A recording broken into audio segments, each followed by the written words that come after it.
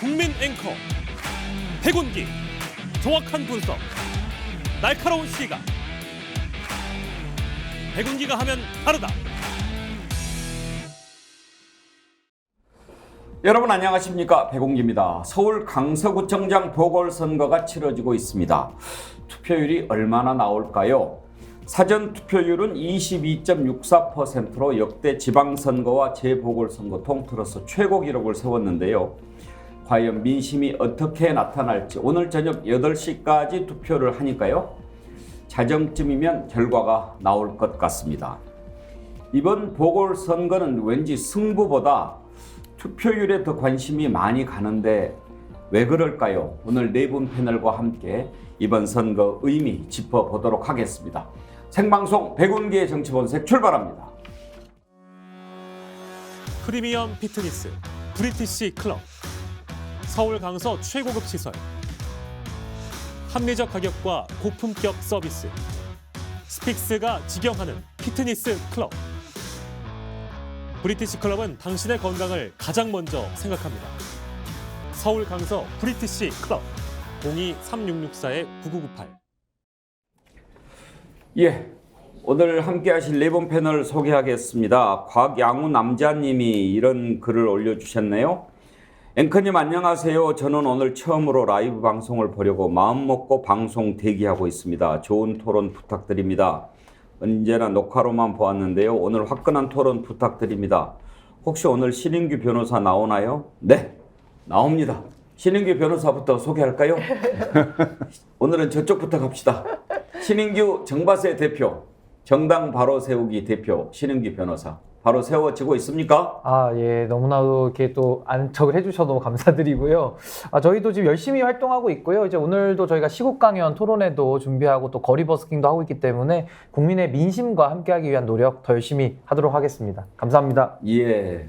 장윤배 변호사가 정당 바로 세우기 네. 고문 같은 거 맡고 계시진 않나요? 제가 심적 고문, 공식직 하고 있습니다. 언제라도 하사해 주시면 감사히 받겠습니다.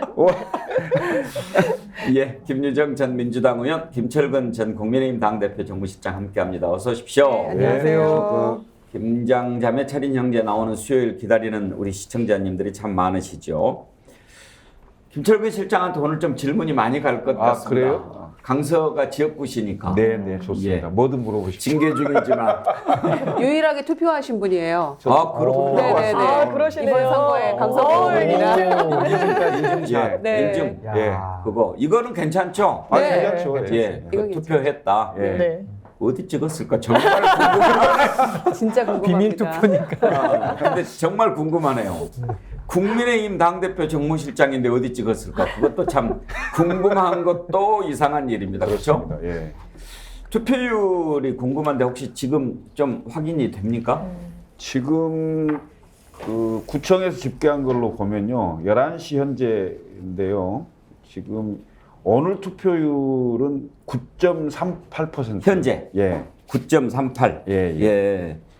그리고 지난번에 22.64였으니까 현재 22.64까지 30%가 더하면 넘었네요. 32.02%. 32%가 지금 11시 되기 전에 네. 나왔다. 예. 그러면 좀 높은 편 아닙니까? 높죠. 높지요. 네, 대단히 높습니다. 혹시 그동안 오랫동안 선거 경험해 보셨으니까 예상치 최종 투표율 얼마나 보십니까? 이 정도면 기본적으로 40은 넘을 것 같습니다. 재보궐선거 40% 넘으면 상당한 거죠. 엄청난 거죠. 지난번 강서구의 지방선거 투표율이 예. 51% 조금 넘었던 걸로 기억하고 있습니다. 예. 그러니까 그걸로 대비를 해봐도 보궐선거에 휴일이 아니잖아요. 그렇죠. 휴일이 아니면서도 이렇게 투표율이 높은 것은 굉장한 열기라고 봐야죠. 왜 이렇게 열기가 높은 것 같습니까? 열받지 않습니까? 열받아서 열기가 높대. 선거는 심판입니다. 열받지 않습니까? 예. 그럼 국민들이 그 화난 심정을 표현할 방법은 결국 투표장 가는 겁니다. 그리고 혼내줘야 될 거 아닙니까? 예. 그래요. 선거를 기다렸다. 나 강서구로 이사 가고 싶어. 막 이런 분들이 많으셨거든요, 김유정 의원. 네. 그런데 이제 막바지에 조금 불리하다고 느끼니까 그렇게 총 결집해갖고 총동원령 내렸던 국민의힘에서 이제 이렇게 얘기를 합니다. 하나는 이거 지역 일꾼 뽑는 건데 이렇게 얘기하고요. 두 번째는 여기는 원래 민주당 강세 지역이었어. 이렇게 얘기합니다. 그러면서 또 한편으로는 그동안 야당이, 그러니까 민주당이 집권했던 것에 대한 심판이다라는 얼토당토하는 선거 전략을 내세웠기 때문에 그 얘기들 때문에 아마 더 화나고 열받으셨을 것 같아요. 그래서 결집하고 계시는 게 아닌가 이렇게 생각해 봅니다. 32.04% 지금 현재 투표 현황이 들어왔는데 유지연 PD님 이게 선관위에서 집계된 건가요? 아닙니다. 구청? 네, 방금 그러면 우리 김철근 실장이 얘기해 준 건데요. 지난 21년 서울시장 보궐선거 당시에 11시 투표율은 33.55였네요. 그때하고 비슷한데 서울시장 보궐선거 때는 최종 56.4%였어요. 그러니까 김철근 실장이 40%는 넘을 것 같다 그랬는데 50%도 넘을 수도 있을 듯 합니다만 장윤미 변호사는 어떻게 전망하세요? 아니 홍익표 원내대표가 40% 이야기를 할 때만 해도 약간 희망 섞인 전망치라는 분위기가 있었는데 정말 딱 투표가 개시되면서부터 보면은 양상이 그렇지가 않은 것 같습니다. 왜냐하면 너무 윤석열 대통령과 붙어 있는 후보거든요. 이 판을 키운 건 사실 윤석열 정부입니다. 등띠 밀어서 후보자 길을 터주는 걸 넘어서 사실상 낙점을 시켰다고 봐야 되겠죠. 거기에 또 무수한 뒷말들이 나왔었죠. 누구와의 인연 때문이냐 어쩌고 저쩌고 이랬는데 국민들 보시기에 특히 강서구민들 보시기에 적절치 않았던 것 같습니다. 그리고 저는 이번 선거에서 총체적 말의 난국이 있었던 것 같아요. 어제는 안철수 의원이 나와서는 욕설을 했죠. 뭐 맥락이 있었다고는 하지만 대단히 부적절해 보입니다. 이걸 어떻게 농담이라고 합니까? 정작 후보는 또 뭐라고 합니까? 뭐 40억 애교도 그렇지만 자기 강서구에 논물 나오는 데 산다. 뭐 이를 싱크대에서 닦는다. 강서구민들이 좋아하겠습니까? 자존심에 훼손을 주는 거죠. 여기도 제가 강서구에 있어서 자주 오는데 그런 집들 모르겠습니다. 뭐 있으면 주거 환경을 뭐 개선시키는 그런 맥락에서 이야기할 수 있을지언정 굉장히 유권자들한테 부적절한 말을 하고 있다. 이건 총체적 난국을 어떻게 풀지도 못한 채 선거일이 다가오니까 이거 어떻게 감당할지 한번 지켜보겠습니다. 신인규 변호사 요즘에 이제 버스킹도 하고 정밭에 모임하면서 젊은 사람들 많이 만나지 않습니까? 오늘 보니까 젊은 분들 투표가 상당히 좀 많은 것 같아요. TG여님이 8시 40분쯤에 투표를 했는데 줄 서서 했습니다. 제가 50대인데 저보다 대부분 젊은 사람들이었습니다. 그런 얘기를 하던데 젊은 분들 요즘에 만나보면 관심이 좀 정치 쪽에 있습니까? 근데 우선은요, 지금 젊은 세대를 떼놓고 봤을 때 정치에 대해서 관심은 있지만 정치를 할 수 있는 공간들이 지금 전혀 봉쇄돼 있어서 그 자신의 의사를 표현할 길이 지금 없는 이런 상황 속에서 그나마 이제 제가 뭐 정당 바로 세우기 하고 있고 여러 사람들이 모여서 활동하다 보니까 여기서 이제 좀 공간이 열리는 이제 이런 의미가 있는 것 같고요. 저는 지금 뭐 특히 젊은 세대들이 지난 대선 때 그리고 지선 때까지 보여줬던 표심과는 또 다른 표심의 형태가 지금 나올 것이다라고 저는 봅니다. 그 이유는 여론조사 결과를 보면 지금 뭐 20대, 30대, 40대 굉장히 윤석열 대통령에 대한 부정 지지율이 매우 높거든요. 특히 무당층과 중도층도 상당히 높은데 저는 이분들이 투표장으로 나옴으로써 이제 윤석열 정권에 대한 이번 선거가 상당히 심판으로서 역할을 할 가능성이 매우 높다. 저는 이렇게 보고요. 근데 보통 심판이라는 것이 두 가지가 있습니다. 하나는 정권에 대한 경고가 있는 것이고 두 번째는 그 경고 등을 받아들은 정부와 여당이 많이 진다고 한다면 거기에 대해서 책임을 지고 뭔가 자세 교정이 돼야 되는 것인데 지금 국민들께서 보시기에는 윤석열 대통령 체제 들어와서 아무 책임도 지지 않고 아무런 소통도 하지 않는 이런 정치 사망이 지금 반복되고 있거든요. 그래서 이번 강서구청장 선거가 그 나름대로 의미는 있겠습니다만은 이걸 통해서 정권에다가 어떤 책임을 물리고 뭔가 바로잡을 수 있겠나? 좀 거기에 대해서는 좀 회의적인 것 같습니다. 최석수님 50% 넘을 것 같아요. 안중찬님 최종 투표율 52% 예상합니다. 이런 글 보내주셨는데요. 김철근 실장님 지금 강서구 유권자가 몇 분이나 되죠? 50만 정도. 50만. 예, 인구는 한 57만 한 그렇군요. 예, 7, 8천 정도 되는 예. 거예요. 예. 21도 한라사님이요. 현재 사전투표 모두 16만 1,899명입니다.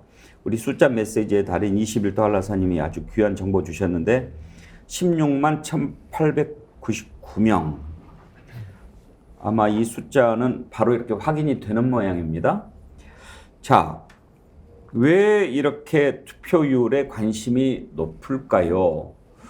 지금 네 분 패널 말씀 들어봤는데 뭔가 지금 국민들 가슴속에 끓어오르는 게 있지요. 얘기를 좀 해주고 싶다. 잘못 가고 있는 겁니다. 그렇게 가면 안 됩니다. 제대로 가야 합니다.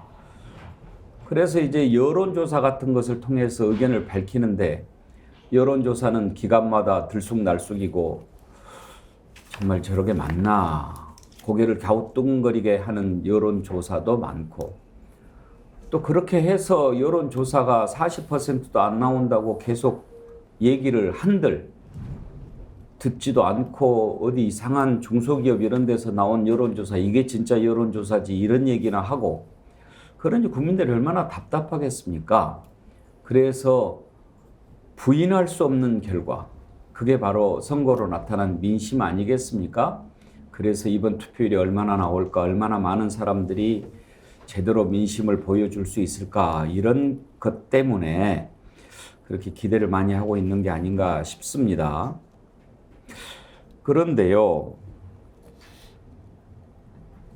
이거 하나만 좀 짚어보고 갑시다. 어제 저도 뉴스를 보다가 중간에 궁금한 뉴스가 안 나오고 계속 이렇게 뒤로 쳐져서 결국은 못 봤는데요. 정영관님이요. 아침부터 시방까지 TV나 라디오 뉴스나 투표율 얘기 한마디도 없는데 그래도 됩니까? 김유정 의원. 예. 어제도요. 물론 뭐 지금 하마스 이스라엘 전쟁이 매우 중요한 관심사인데 그거 끝나면 뭐 국감 얘기나 뭐 또 보궐선거 얘기가 나올까 했는데 안 나오고 무슨 다른 아이템을 다뤄요. 대표 방송이.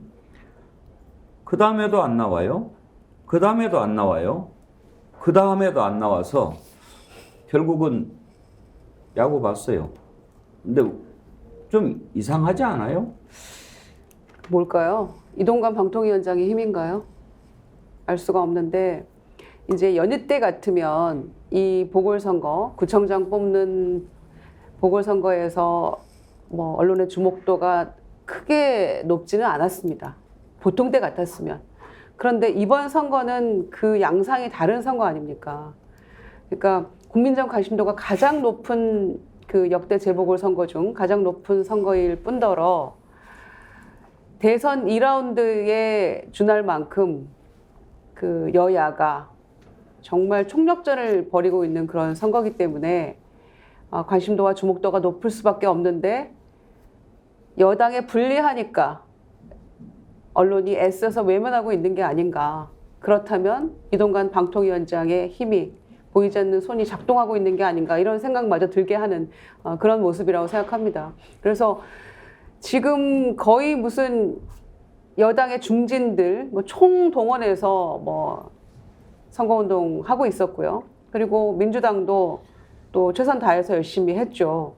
그런데 그 정도 상황이라면은 지금 거의 모든 뉴스에 도배가 되어도 이게 성에 안 찰 텐데 이 정도로 거의 외면하다시피 하는 거는 그만큼 판세가 매우 불리하게 작동하고 있다는 것을 보여주는 반증이라고 생각합니다. 뉴스에서 보도 안 하면 국민들이 모릅니까? 그렇다고 해서 하늘이 가려집니까? 다만 언론사 스스로만 국민의 신뢰를 저버리는 결과를 가져올 겁니다. 그래서 우리 스픽스가 할 겁니다. 제대로 전하고 국민들이 가장 궁금해하는 것을 전하는 그런 언론사가 되도록 할 겁니다. 판세를 한번 살펴볼 텐데요. 네 분 판세를 들어보기 전에 어제 이 이슈를 다루면서 판세를 한번 들어봤거든요. 그런데 보수 패널인 서정욱 변호사가 그런 얘기를 했어요. 이재명 대표가 자기는 지금까지 한 번도 이재명 대표 말에 동의를 한 적이 없는데 이번에는 100% 동의한다. 무슨 얘기냐 그랬더니 3표가 부족하다라고 얘기했는데 바로 그게 진실이다. 3표가 부족해서 민주당이 힘든 싸움을 할 것이다. 그렇게 전망을 하더라고요. 어제 서정국 변호사 했던 말을 한번 들어볼까요? 지금 판세는요. 제가 이제 방송을 오래 했거든요. 하면서 이제 이재명 대표 말이 옳다고 한 적이 한 번도 없습니다. 방송 10년 동안. 근데 이번에 처음으로 이재명 대표 판세 분석이 맞는 것 같아요. 본인은 이제 민주당이 지금 3표 불리하다 그러더라고요. 3표가 부족하다. 제가 보기 국민의힘 후보가 3표 앞선 것 같아요. 제 판세가. 이재명 대표가 자기가 3표 불리하다고 하니. 무슨 얘기인가 했네요. 예. 그게 판세가 그 정도라기에 저는 3표 차이로 백중세다. 이런 생각이 들고요. 그 다음에 두 번째, 투표율을요, 저는 안 높을 걸로 봐요. 왜 그러냐면 이게 투표할 수 있는 3일 중에 토요일 날 대부분 해요. 토요일 날. 그러니까 이제 금요일 날은 8%밖에 안 됐어요. 토요일 날 해서 이제 22%가 됐죠? 근데 내일도 빨간 날이 아닙니다. 직장인들에게 먹고 살아야지 언제 투표합니까? 아마 이게 저는 최종 투표율이 30% 초대에 머물지 않을까. 저번에 강서구청장은 51.7%였죠. 근데 이번에는 아마 저는 30 중반을 못 넘긴다. 이렇게 보고 있거든요. 사전투표 토요일 날이 아마 제일 많았다.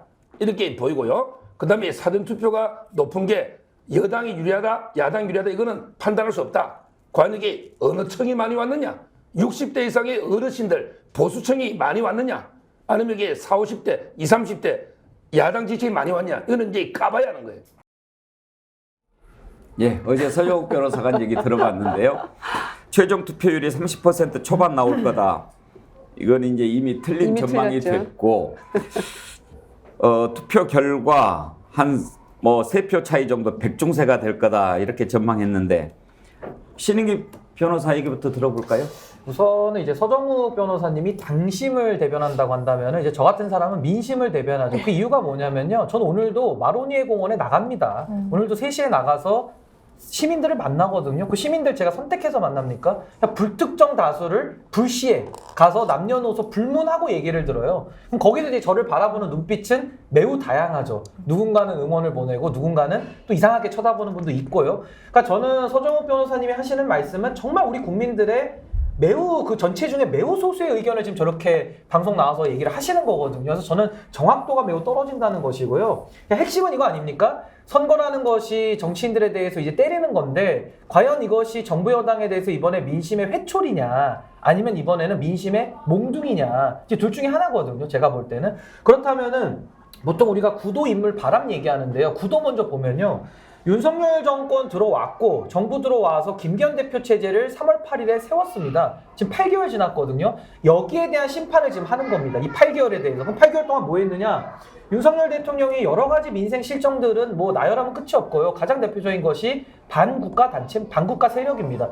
내 생각과 다르면은 다 반국가 세력으로 몰아붙이면서 그 이념 투쟁을 했다는 게 첫 번째고, 두 번째는 책임 실종 아닙니까? 아무도 책임진 사람이 없고요. 오히려 책임을 졌다라고 한다면은 하위직들이 책임을 대신 지는 이런 신상필벌이 무너진, 시스템이 무너진 게 있었고, 마지막으로 얼마나 많은 내로남불과 거짓이 있었습니까? 여기에 대해서 국민들이 지금 분노하는 거거든요. 그래서 저는 아무래도 이번에는 몽둥이 중에서도 제가 봤을 때는 가장 센 몽둥이를 지금 국민들이 들으실 거다라고 보고요. 두 번째 인물입니다. 인물에 대해서는 김태우 구청장 후보를, 그러니까 직전 구청장 후보인데 귀책 사유가 있고 그걸 사면 복권을 해가지고 다시 공천을 해서 내보냈거든요.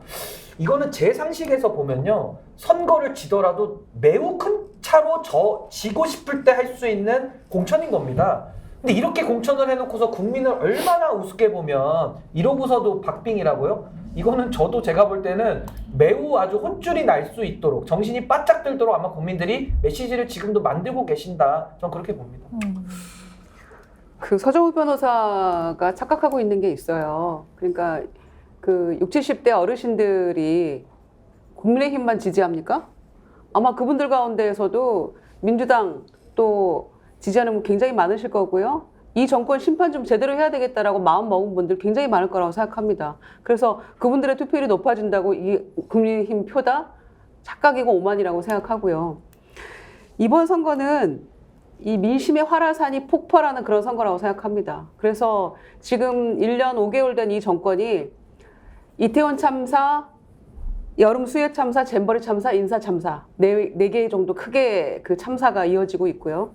그다음에 오염수 문제, 홍범도 장군 양평 고속도로 문제, 해병대 수사외화 이런 걸로 한 8개 정도 이 정말로 대별되는 참사가 이어지고 있다 이렇게 생각하는데요. 그래서 그것에 대한 심판 제대로 한번 우리가 보여주자. 정신 못 차리니까 숱하게 국민들이 외쳐도 그 일들을 계속해 왔기 때문에 민심의 경고를 제대로 보여주겠다라는 선거라고 생각하고요. 동시에 강서 구민들이 김해 후보 날리는 날이라고 저는 생각합니다.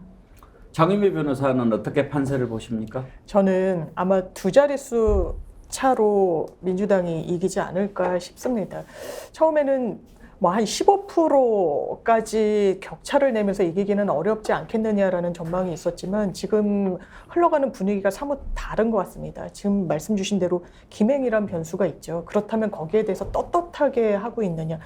전 대단히 놀랍더라고요. CCTV를 공개하겠다는 이 기사 제목이 오늘 떴길래 민주당에서 김행 후보자가 본인은 국회 내에서 대기하고 있었다고 하니까 맞는지 보겠다고 했나라고 봤더니 아니었어요. 김행 후보자가 CCTV 공개해달라고 한 거였습니다. 뭔가 다 이렇게 역치되는 거. 김행방지법 필요하다고 이야기가 나오죠. 왜냐하면 이런 전례가 없어서 규율하는 법 자체가 없었거든요.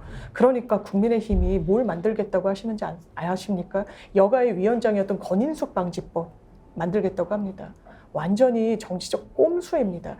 그렇다면 강서구에서 선거는 어떻게 치르고 있습니까?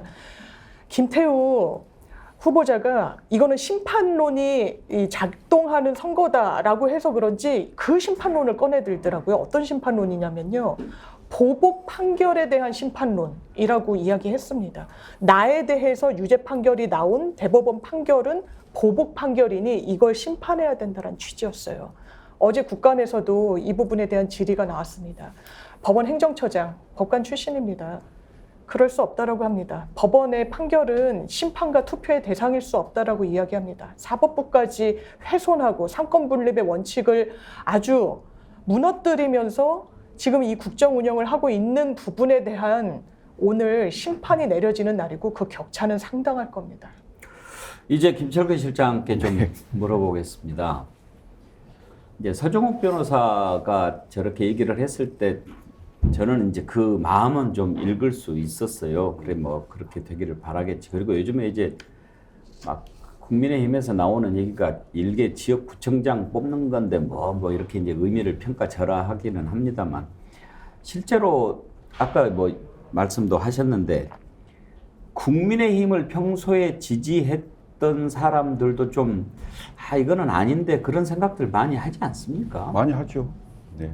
그리고 서정욱 변호사의 마음을 모르는 바는 아니나 저렇게 평론하면 모 최고위원이 얘기하듯이 사이비 평론입니다. 저건 혹세무민이죠.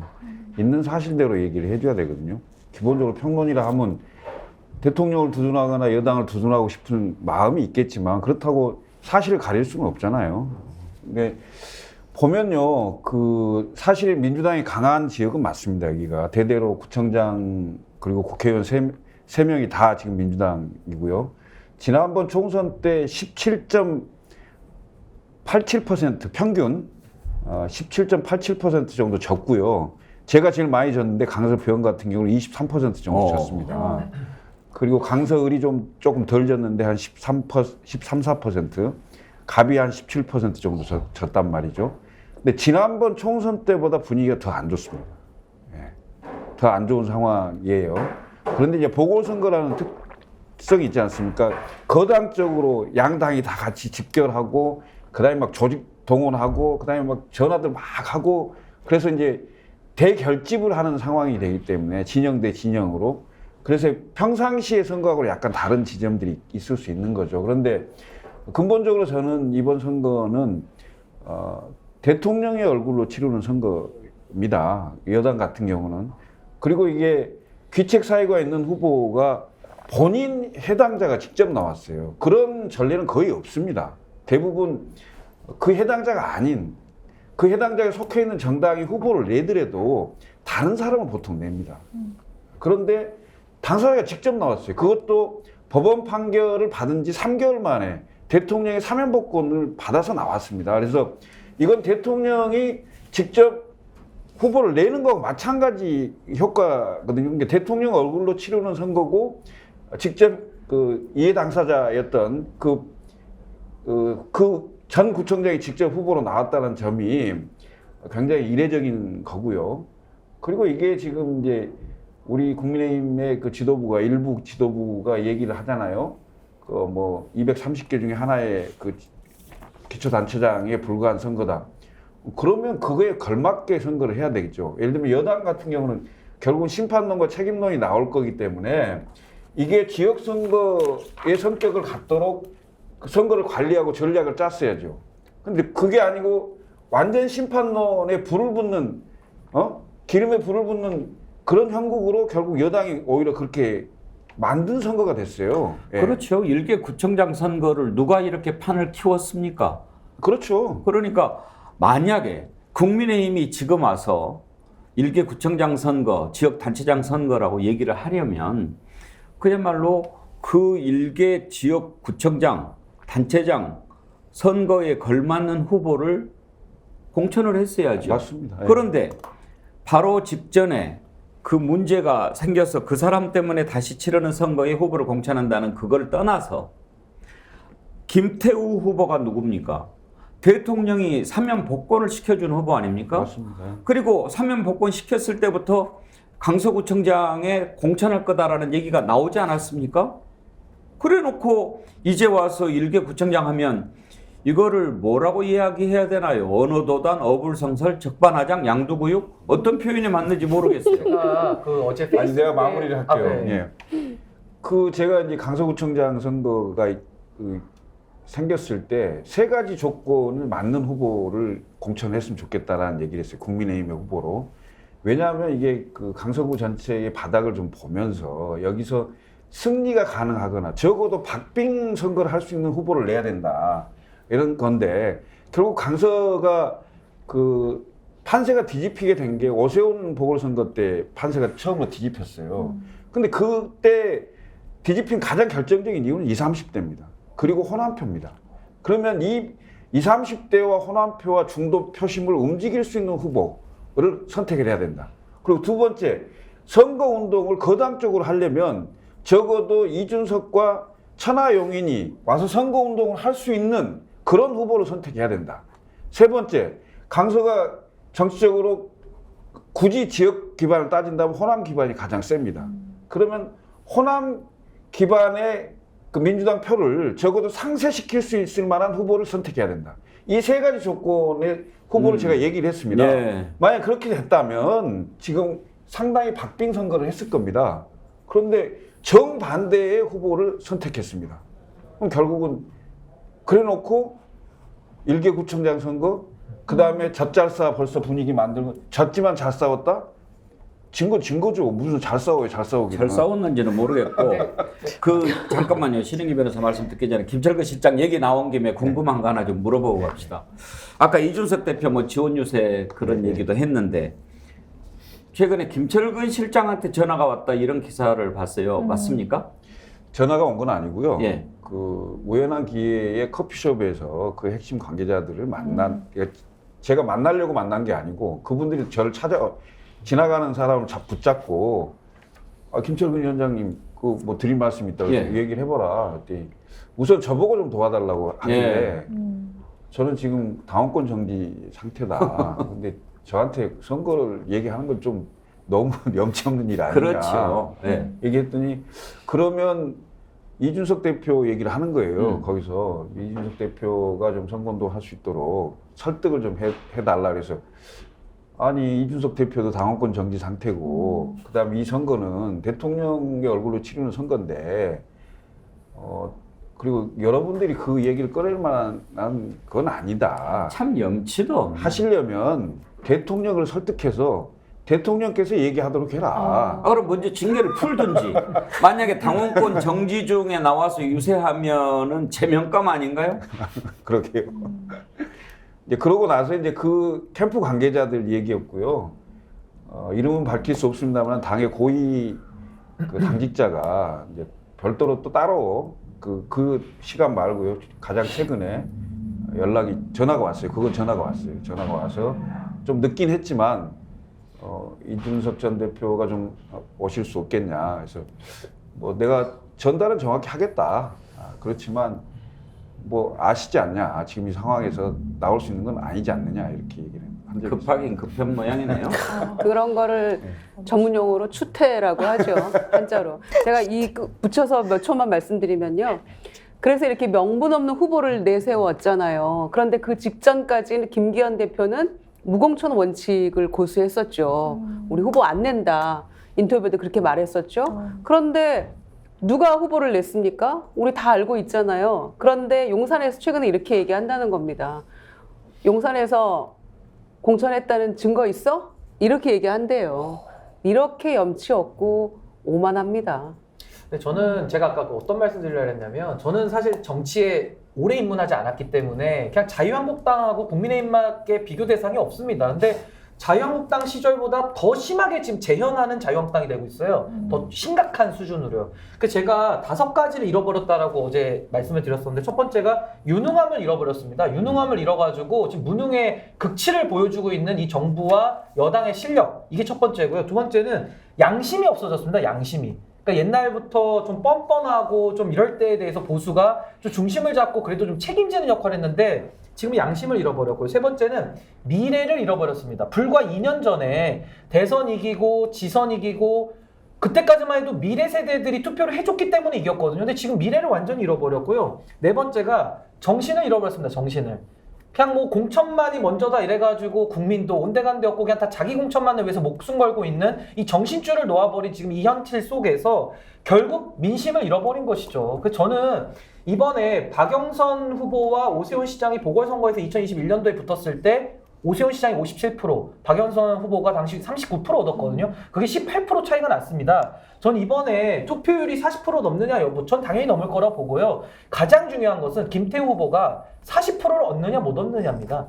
40%를 못 얻고 만약에 앞자리가 3자를 찍으면요. 아마 이거 이제 국민의힘은 총선 이대로는 아마 못 치를 겁니다. 제가 볼 때. 네 번째가 정신이었고 5번째는 뭐죠? 민심을 잃은 거죠. 민심. 네. 예.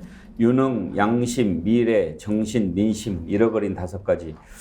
참 정리가 잘 돼 있군요. 아니 장윤배 변호사. 네.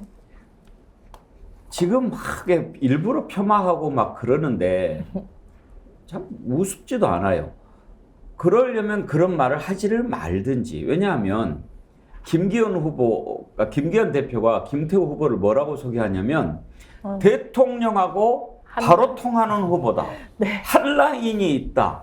그리고 또 프레카드 보면은 힘 있는 후보 이런단 말이에요. 뭐가 무슨 힘이 있다는 거예요? 뭐 역도 선수 출신이에요? 대통령이 미는 후보라고 얘기하는 거 아닙니까? 그렇죠. 그래놓고 그걸 또 그렇게 이야기하면 자기들 스스로도 이게 논리적으로 말이 안 된다는 것을 잘 모를까요? 우왕좌왕하는 것 같아요. 김기현 대표도 현장 유세에서 김태우 후보가 누군지 아느냐? 대통령과 한 라인으로 연결되는 후보다. 그런데 그 한 라인으로 연결되는 최측근이라고 분류할 수도 있는 그 인사가 대패하게 생긴 거 아니겠습니까? 그 부담 국민의힘 김기현 대표한테만 갈 수 없을 겁니다. 당연히 직격하는 그 대상은 대통령실일 수밖에 없습니다. 윤석열 대통령이요. 사면권은 대통령의 헌법적 권한이니까요. 그걸 대단히 왜곡하게 행사해서 이 국면을 만들어낸 게 바로 윤석열 대통령이니까요. 거기에 대한 유권자의 답변이 오늘 나오는 겁니다. 그러면 지금 정말 바닥에서 다지면서 수도권 선거 준비하고 있는 서울권 선거 준비하는 국민의힘 후보들 어떨까요? 가만히 있을까요? 그대로 선거 치르면 앞이 미래가 뻔히 보이는데 아마 국민의힘은 항상 민주당 내분이다 뭐다 공격하고 공세하고 희롱하고 조롱했죠. 지금 며칠 안 남았습니다. 며칠이요? 오늘입니다. 어떻게 국면이 펼쳐지는지 공천 앞두고 어떤 대결 구도가 펼쳐질지 대통령에 대해서 지금 공천 받겠다고 하는 정치인들이 어떤 태도 견지할지 특히 수도권과 서울에서 한번 국민들이 살펴보시고 이제 국민의힘에 대한 평가도 적절하게 하실 겁니다. 그러니까 한 라인이 있다고 얘기하잖아요. 저는 사실 좀 깜짝 놀랐는데요. 이게 5월 18일에 3심 대법원의 그 판결을 받았잖아요. 그러니까 대법원 판결을 받기 전에 구청장을 하고 있을 때 이제 마지막 동장들 회의를 했다고 해요. 그 자리에서 판결이 잘못되면 내가 사면복권 받아서 다시 돌아올 거다. 그 얘기를 했다고 해요. 근데 그 얘기를 하고 진짜로 사면을 받았어요. 3개월 만에.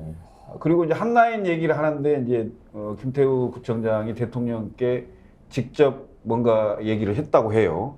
뭐 이제 그 방법은 전화인지 문자인지 이게 뭐 또 나중에 나한테 뭘 걸지 모르기 때문에 그 방법은 정확히 명시하지 않겠습니다만 연락은 직접 한 걸로 저도 알고 있는데 힘 있는 구청장 맞네요. 그런데 대통령 얼굴로 선거를 치렀으니까 그럼 대통령 얼굴로 치른 선거에 대해서 그 이제 민심의 평가가 나올 거 아닙니까? 이 평가에 대한 정확한 책임은 져야 되겠죠. 어떤 방식으로든. 그런데 제가 보기에는 이 정부 들어서 정무직이든 뭐 정치 관련한 거든 아무런 책임을 져본 적이 없어요. 사건, 사고에 대해서. 근데 제가 보기에 일단 그러니까 대통령실 비서실 개편 얘기가 우선 나오고 있고요. 그 다음에 당에 대해서도 정반대의 사고를 할 수가 있어요. 지금 뭐 신당 창당 뭐 설도 일부 나오는 거고요. 뭐 이런저런 얘기로 책임을 회피하고 책임을 흐트러뜨리는 여러 가지 그 방안들을 내세울 가능성이 있다 이렇게 보여집니다. 예. 김기현 대표가 한라인 얘기하니까 문득 궁금해집니다. 김기현 대표는 대통령과 한라인이 있는지 없어 보이거든요. 없어서 이렇게. 네, 없어 보이고 3월 8일 날 대표가 됐어요. 그날이 제가 3.8 세계 여성의 날이기 때문에 기억을 하고 있는데 뭐 2주에 한 번씩 대통령 만난다 막 그런 얘기 하지 않았습니까? 만나고 계시는지 궁금하고요. 아닐 거라는 생각이 들기 때문에 김기현 대표가 유세하면서 김태우 후보 뭐 힘센 후보다 이렇게 얘기하면서도 본인 스스로 자괴감을 느끼지 않았을까 싶어요. 그래서 결과는 대통령에 대한 부정평가 정도가 민주당 후보가 얻을 것 같고요. 그리고 관건은 김태우 후보가 대통령 지지율만큼 얻을 것인가 못 얻을 것인가 저는 이제 이렇게 바라보고 있고요. 덧붙일 말은 오늘 이제 8시까지 투표가 진행이 되는데 6시 이후에 이제 퇴근하는 직장인들이 많이 저는 갈 거라고 생각하고요. 특히 저는 이번에 이제 그 세대별, 연령대별 투표율을 봤을 때 저는 20, 30대 투표율이 상당히 높을 것 같아요. 왜냐하면은 저희가 이제 예산 가지고 얘기했을 때 R&D 예산 17% 가까이 깎아버렸잖아요. 그런데 이제 그게 곧바로 연동되는 게 청년 일자리하고 연동이 되거든요.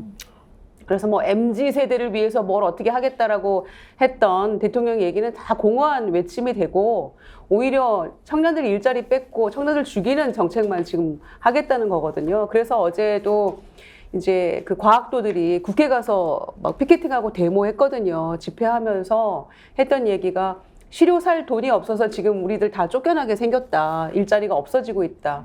연구 못한다. 지금 이렇게 하소연들을 하고 있거든요. 이런 모습 보면서 뭉쳐서 투표하지 않겠습니까? 그런 민심의 귀를 기울이라고 하는 것인데 결과가 나왔을 때 과연 어떻게 반응을 할지 대통령실과 국민의힘의 첫 일성이 무엇일지가 저는 제일 궁금합니다. R&D 예산은 줄였는데 윤석열 대통령 순방 예산은 578억으로 역대 최고더라고요. 기가 막히죠. 네. 정말 이해가 되지 않습니다. 왜냐하면 제가 미국 같은 경우에 중국이랑 엄청난 뭐 반도체, 5G, 뭐 AI 경쟁하잖아요. 재작년에 법안을 통과시킵니다. 무려 356조 원을 과학기술 영역에 지원해준다는 법안이었어요. 우리는 그거를 카르텔이라고 이야기를 하면서 깎아내고 있습니다. 우주청 신설하겠다고 하면서 뒤로는 예산을 깎았어요. R&D, 가시적인 성과가 당장은 나오지 않습니다. 그럼에도 불구하고 투자가 필요한 부분이에요. 일자리 창출을 하는 부분이 있고 우리나라의 근본적인 기술을 구축하는 데 아주 필수적인 부분입니다. 그 예산 깎고 다른 예산 어디에 쓰고 있습니까? 국군의 날 행사에 얼마 썼습니까?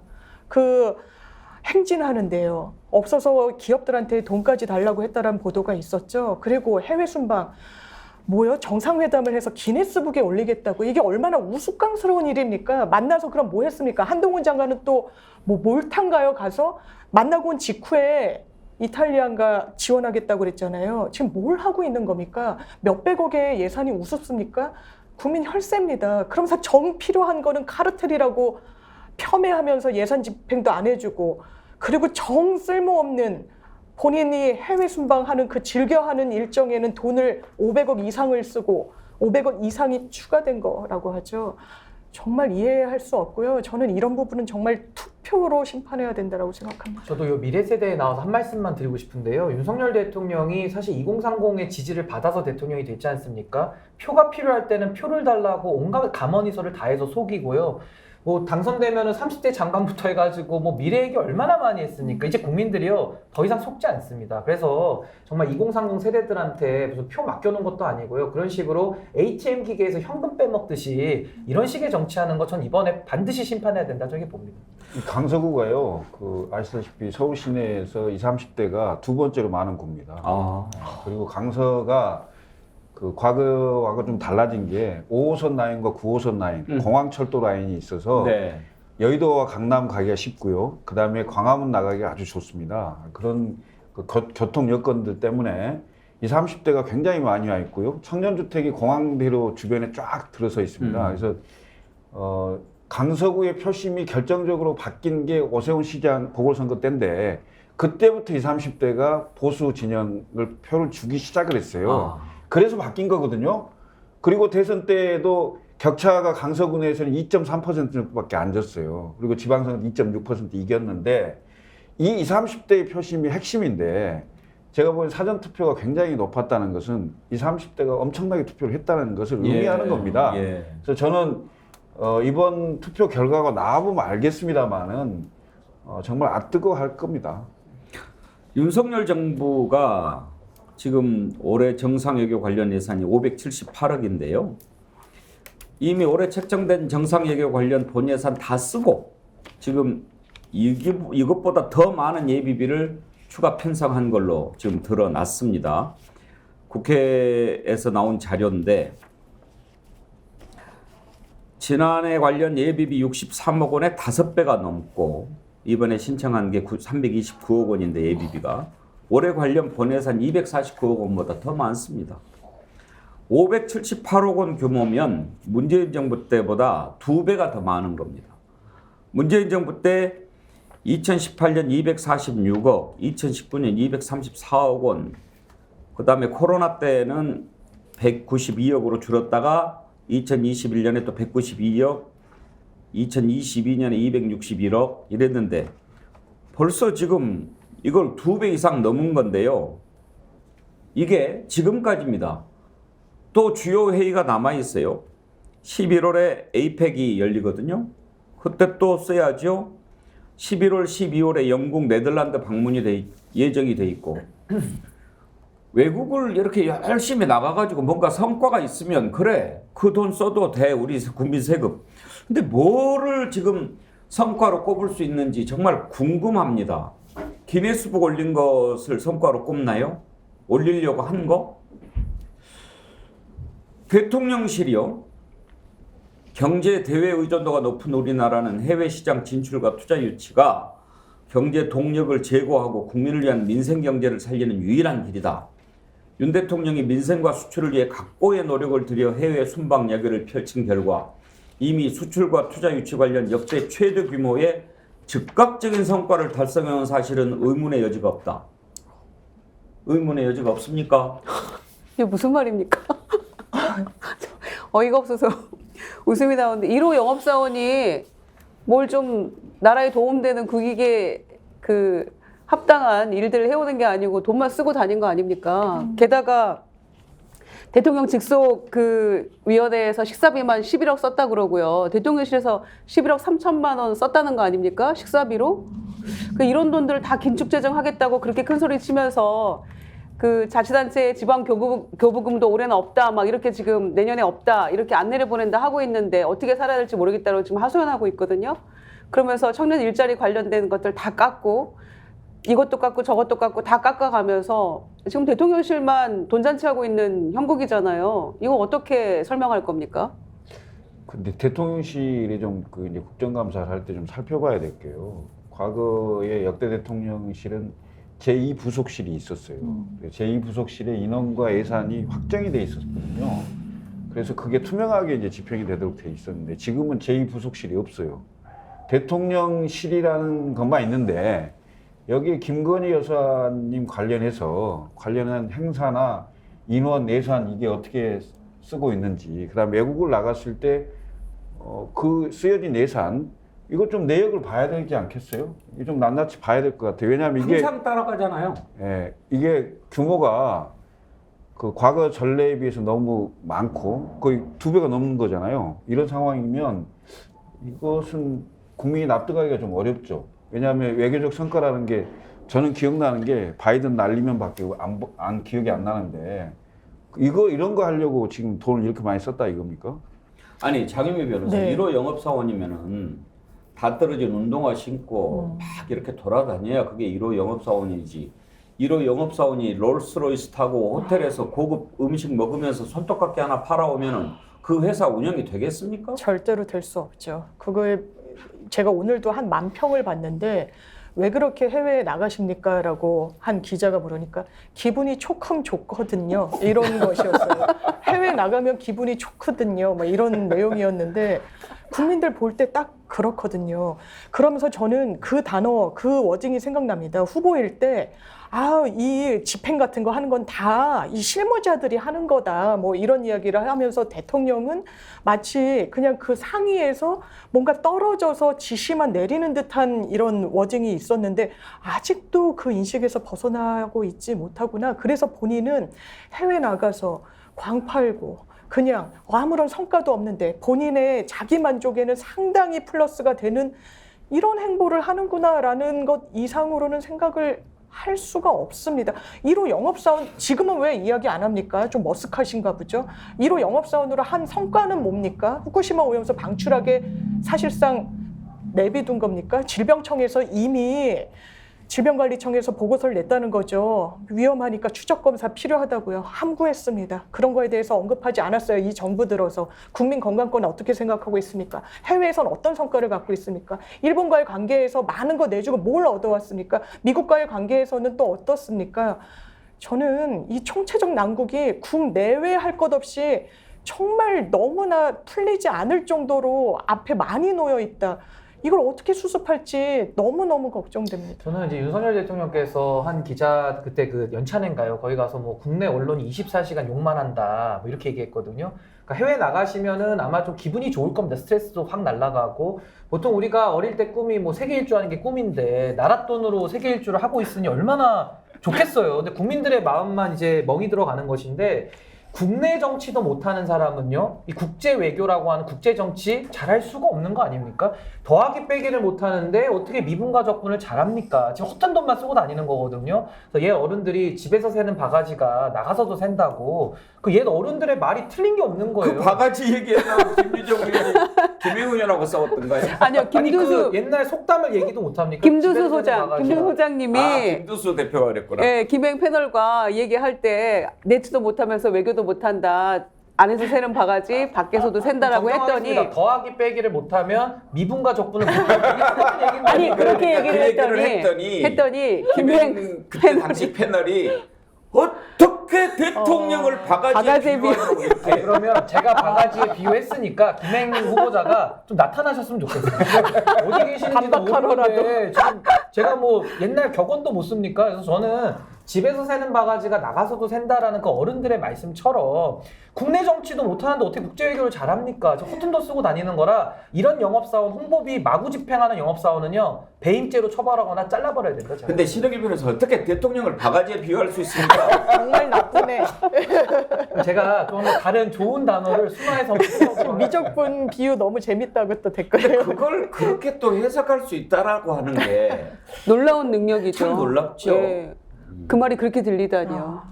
자, 오늘 저녁 8시까지입니다. 내일 뭐 오늘 밤 12시쯤이면은 되게 결과 나오지 않겠어요? 예, 11시, 12시면 뭐 나오죠. 섬도 없고 11시 정도면 11시 네. 다 나올 것 같아요. 나올 것 같고요. 그다음에 격차가 크면 예. 빨리 알 수 있죠. 제가 보기에는 이제 사전 투표하고 그 몇 개 동만 까 보면 이게 알 수 있을 겁니다. 승부는 별로 안 궁금하다니까요. 예? 몇 표로 지냐? 투표율과 격차.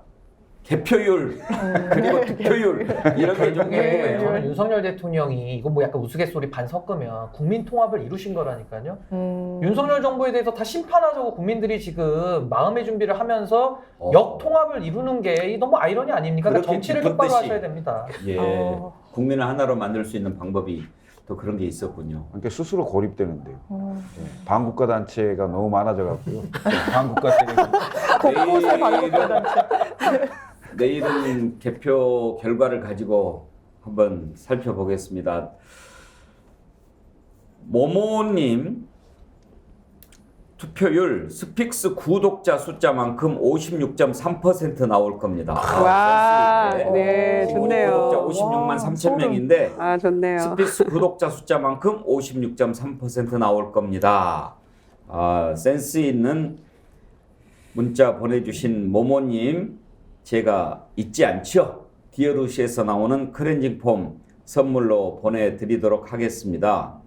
그리고 우리 또 숫자 메시지의 달인 21도 한라사님 슈퍼챗 18,181원 보내주셨습니다. 더도 말고 18.18% 차이로 이겼으면 좋겠습니다. 그렇게 하셨는데 이 차이도 큰데 또 더 클 수도 있고요.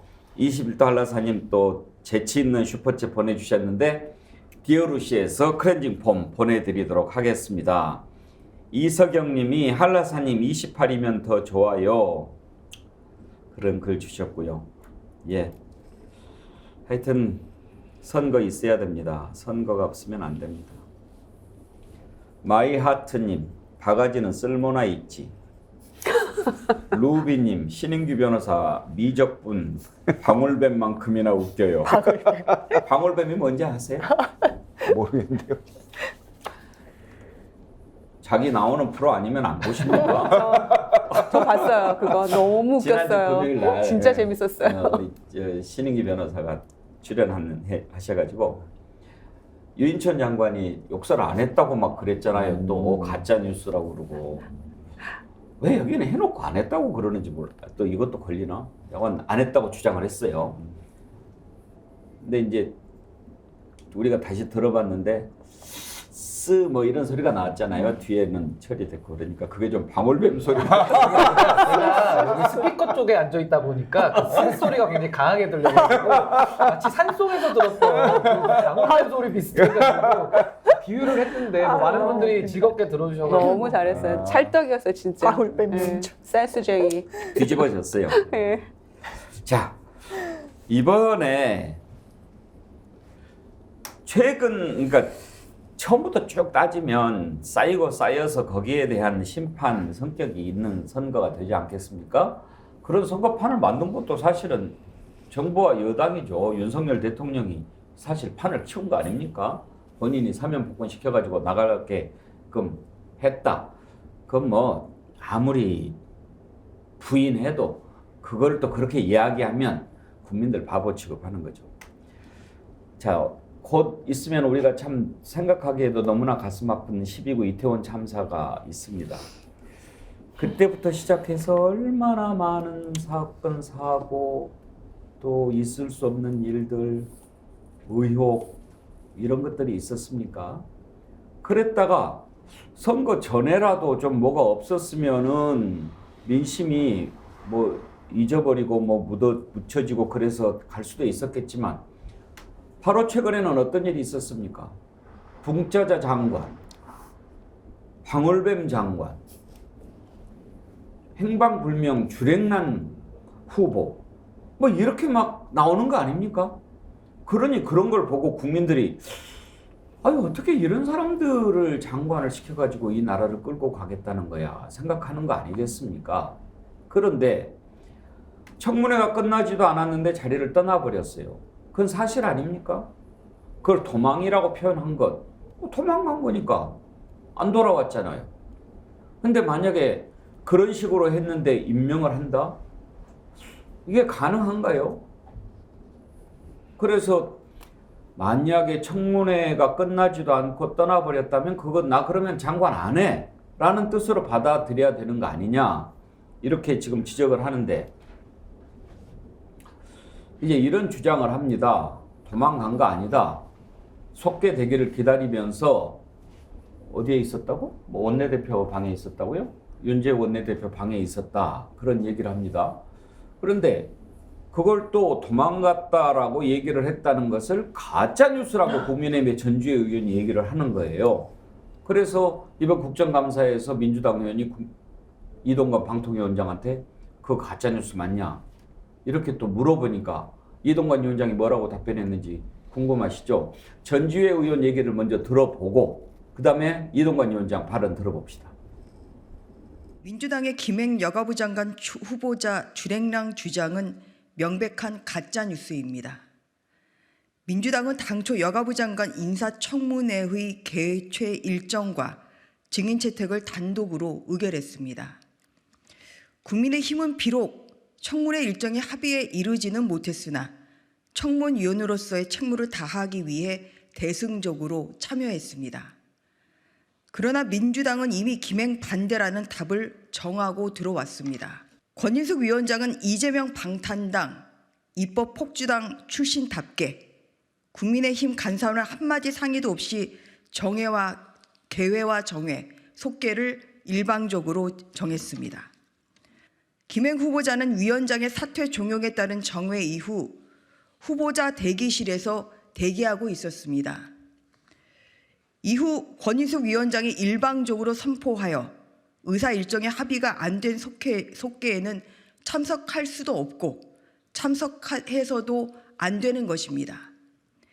그런데도 민주당은 자신들의 국회법 위반을 사죄하기는커녕 오히려 적반하장식으로 김행 후보자에게 주랭랑이라는 거짓 프레임을 씌우고 있습니다.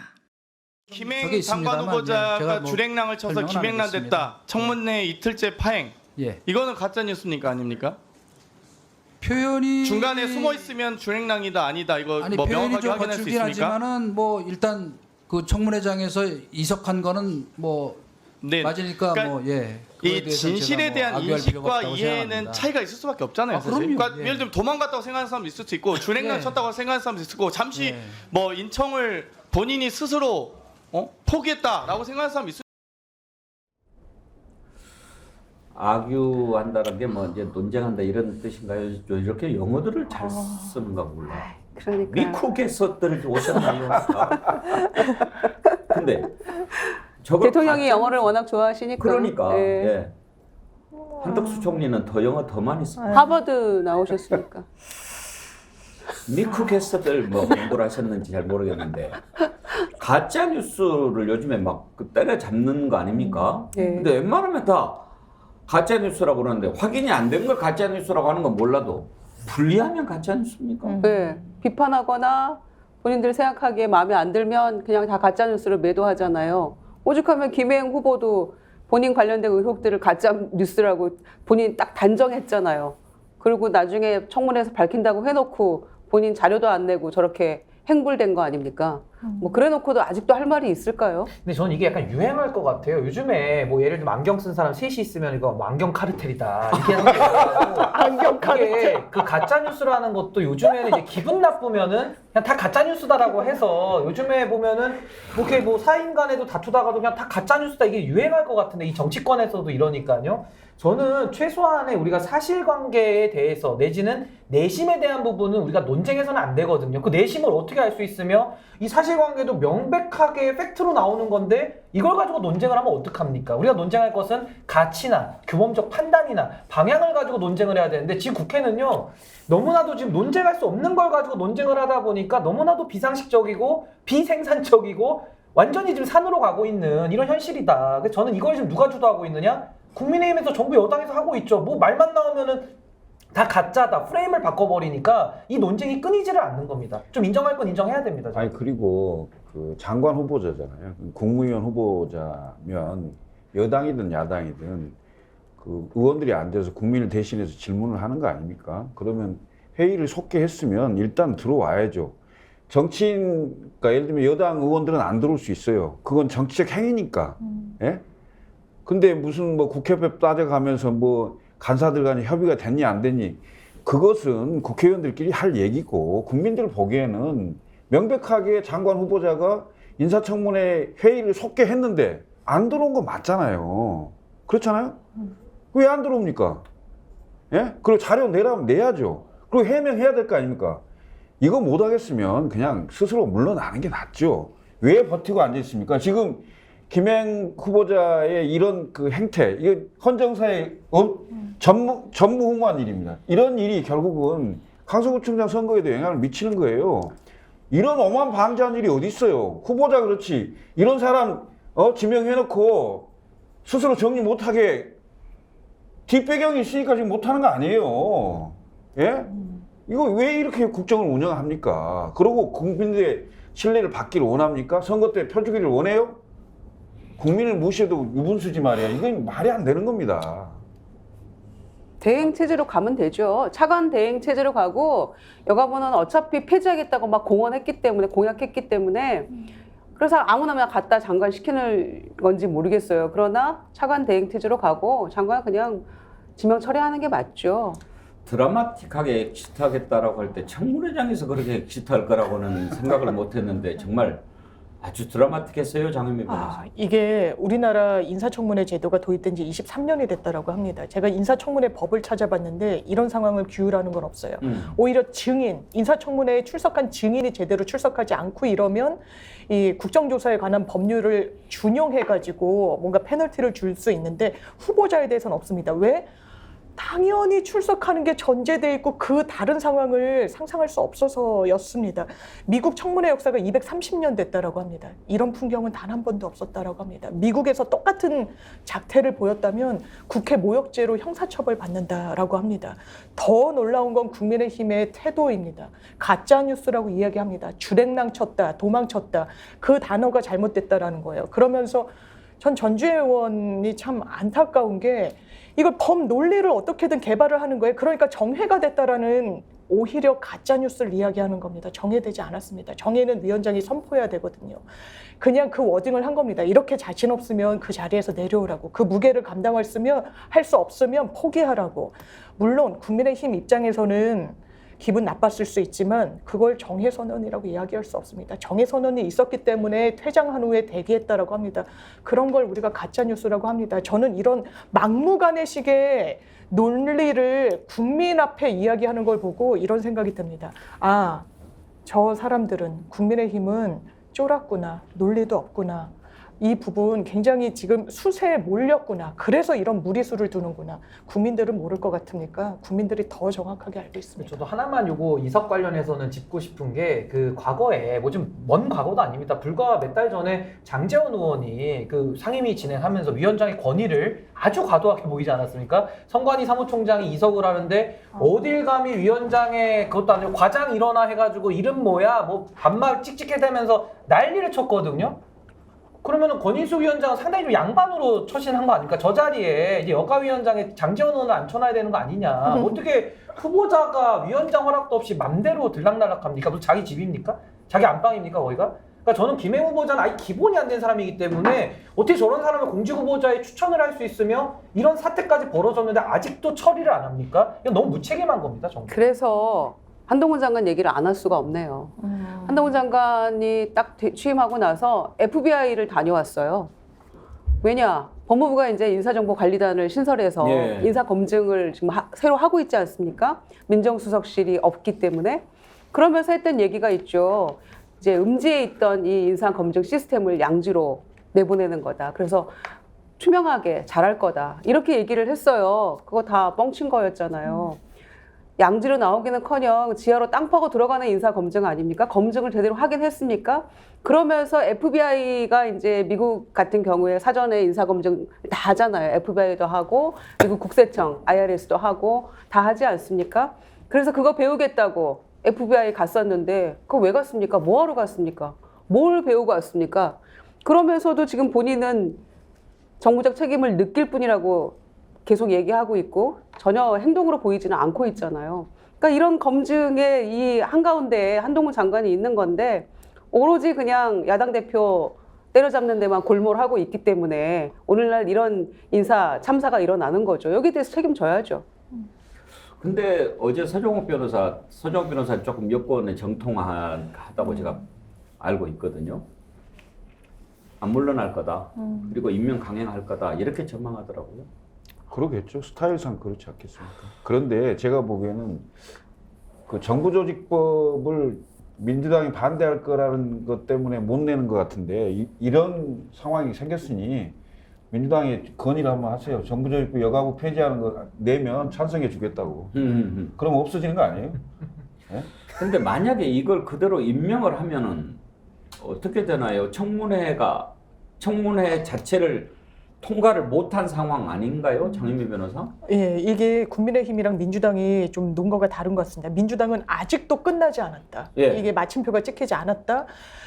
국민의힘에서는 이게 차수 변경이 됐고 12시를 뭐 넘기고 했으니까 이게 종결된 것으로 봐야 된다. 국회법에 따라 뭐 그렇다라고 맞서고 있는 것 같은데 사실 뭐 대법관 후보자나 대법원장 후보자 같은 경우에는 본회의 표가 필요하지만 일단 장관은 그렇지가 않다 보니까 익명 강행을 하면 거기에 대해서 제재할 수 있는 방도는 사실상 없는데 오늘 투표 결과가 김행 그 낙점의 하나의 분수령이 될 거다라는 이야기도 나오지만 지금 여권에서 흘러나오는 얘기를 보면 어차피 없어질 부서니까 장관이 누가 가든 큰 무슨 소용이겠냐는 정말 이상한 논리로 무책임한 논리로 임명을 강행할 것 같습니다. 아니요, 전 요거는 명확하게 해야 된다고 봅니다. 국가공무원법 31조 2에 국무위원은 대통령이 인사청문회를 거쳐야 한다라고 돼 있어요. 그리고 인사청문회법에도 열어야 되는 걸로 돼 있거든요. 예외가 없습니다. 그래서 이거는 종료를 안 했기 때문에 이거는 중간에 이거 중도 사퇴로 보든지 이걸 만약에 임명을 강행하잖아요. 이거 헌법과 법률 위반이죠. 이거보다 더 큰 명백한 헌법과 법률 위반이 어디 있습니까? 국회를 인정하지 않고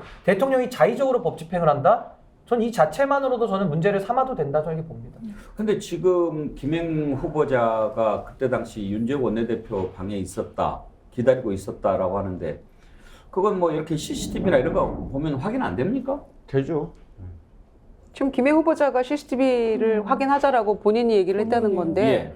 아니 저는 CCTV를 확인하거나 안 하거나 간에 청문회장 안으로 들어오지 않는 이상 그 밖에 어느 장소에 있던 거는 저는 의미가 없다고 생각합니다. 집에 있었건 시험 볼 때도 시험장에 안 간 사람이 집에 있었다. CCTV를 뭐 아니 시험장에 가야죠.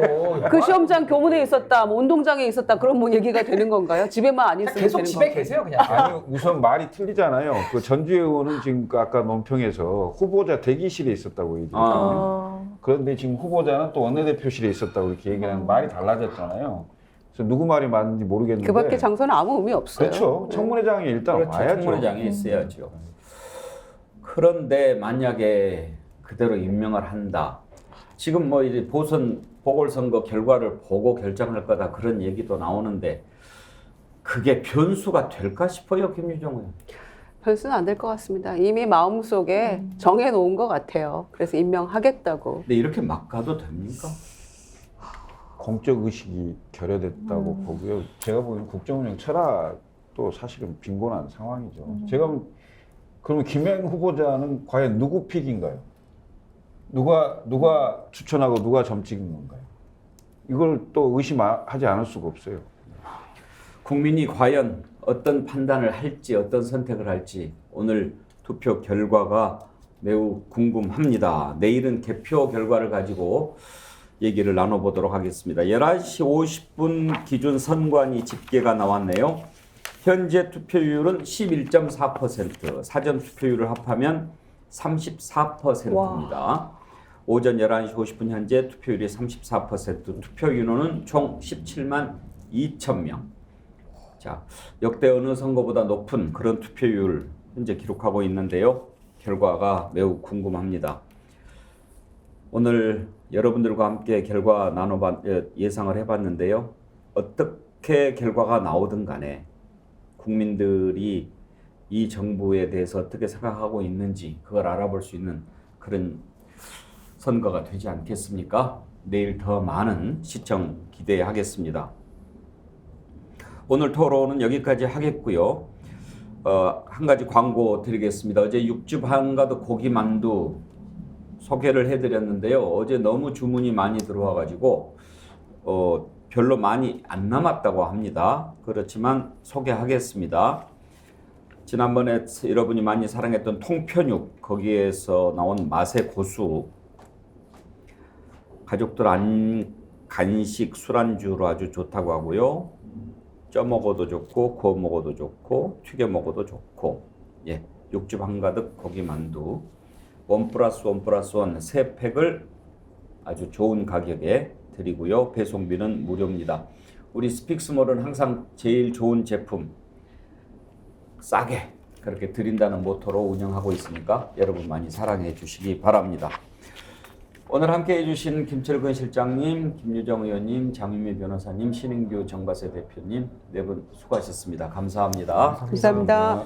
여러분, 우리 오랜만에 김종대 레이더 기다리고 있습니다. 김종대 의원님과 함께 지금 세계 각국이 걱정하고 있는 이스라엘 하마스 전쟁 한번 들여다보도록 할 테니까요. 채널 고정해 주십시오.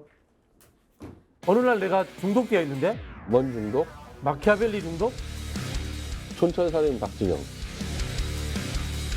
변희재의 직설과 독설의 향연, 확실한 깊이를 보여드립니다. 마키아벨리. 정치를 예능으로 풀어내며 각기 다른 전문가가 모여 앉아 여러분에게 정치 이야기를 들려드립니다. 제대로 된 정치 맛을 보여주는 정치 뒤풀이쇼 왁자지껄.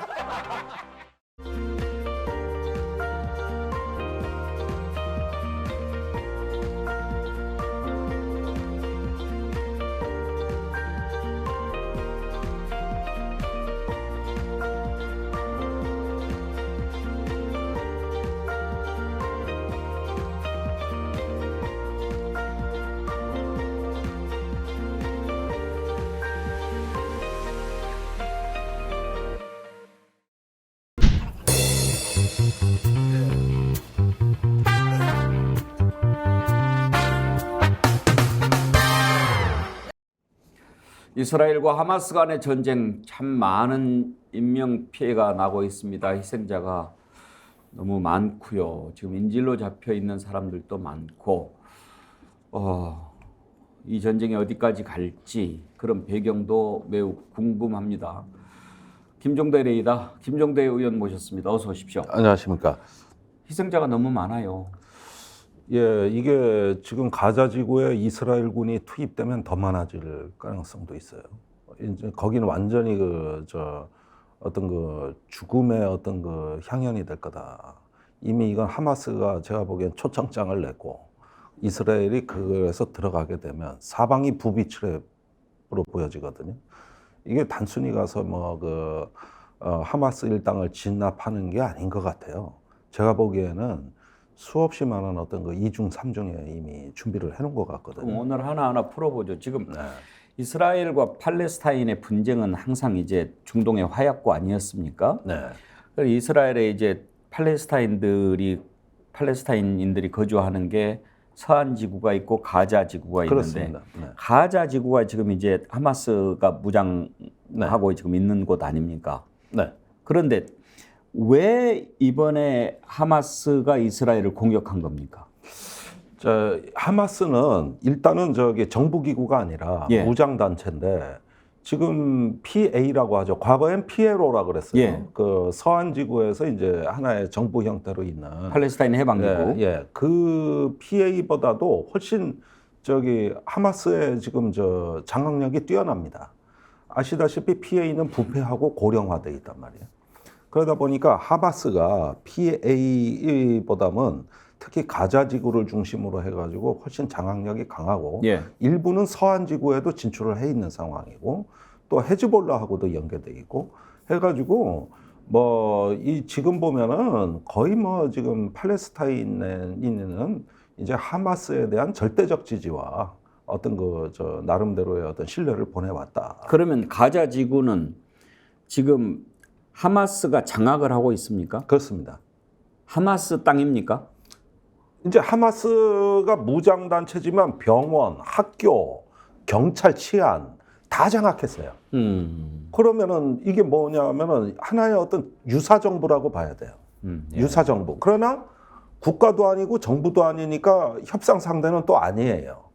이런 어떤 중간 단계 위치인데 이게 어떤 중동 정치의 특징이고 또 이스라엘이 자초한 겁니다. 팔레스타인의 자치를 인정 안 했잖아요. 예. 지금까지. 그러다 보니까 어떤 그 하나의 어떤 자치 내지는 정부로서 팔레스타인을 존중하고 지금까지 그 거버넌스 형성을 도와야 이스라엘도 파트너십이 되는데 지금까지는 그런 게 아니거든요. 그러다 보니까 사실상 통제 곤란한 무장단체이지만 정부에 맞먹는 그 역량을 갖고 있다. 이번에 선빵은 하마스가 먼저 날린 거죠. 네. 의도가 뭡니까? 한 두 가지 정도로 나눠봐야 되겠습니다. 첫째는 사우디하고 이스라엘의 평화 협상이 막바지 단계인데 거기에서 그 사우디가 팔레스타인 자치를 허락하라는 두 개의 국가론을 얘기했지만 사실 이 의제가 왜소화되고 어떤 다른 어떤 흥정, 예컨대 사우디에 뭐 미국과 안보 조약을 체결해 준다, 우라늄 농축 재처리를 한다, 뭐 이런 건이 중심이 되다 보니까 팔레스타인 입장에서는 우리 개밥에 도토리 됐다. 이제는 팔레스타인 운명을 팔레스타인이 결정하는 게 아니라 이스라엘과 다른 아랍 국가의 흥정물이 돼 버렸구나. 우리도 팔레스타인도 존재감을 보여야 된다. 이런 어떤 시기적 고려가 있었다고 보여지고요. 두 번째가 더 중요한데. 지금 아시다시피 최근에 그 네타냐후 연립정부가 출범을 했거든요. 연립이 성공을 했는데 여기 연립이 네타냐후하고 같이 연립하는 데가 시오니즘 당입니다. 예. 그런데 이 시오니즘 당은 팔레스타인 말살 정책을 핀다고요. 특히 이 시오니즘 당에서 그 두 명의 장관, 재무장관 스토 트리히, 그 다음에 이제 그 국방장관 이타마르 벤 그리브, 이 두 장관이 극우주의자인데 이 사람들은 지금 팔레스타인이 서한 지구의 개인 소유 땅에 이스라엘 정착촌을 막 집어넣고 있어요. 네. 이거는 팔레스타인 보고 거의 이제 말살에 가까운 정책이고, 그럼 팔레스타인 난민으로 이웃 나라로 쫓아가든지 아니면은 이스라엘에 충성을 맹세하고 2등 국민으로 들어오든지. 말살 정책인데 이 꿈이 뭐냐면은 그 사해에서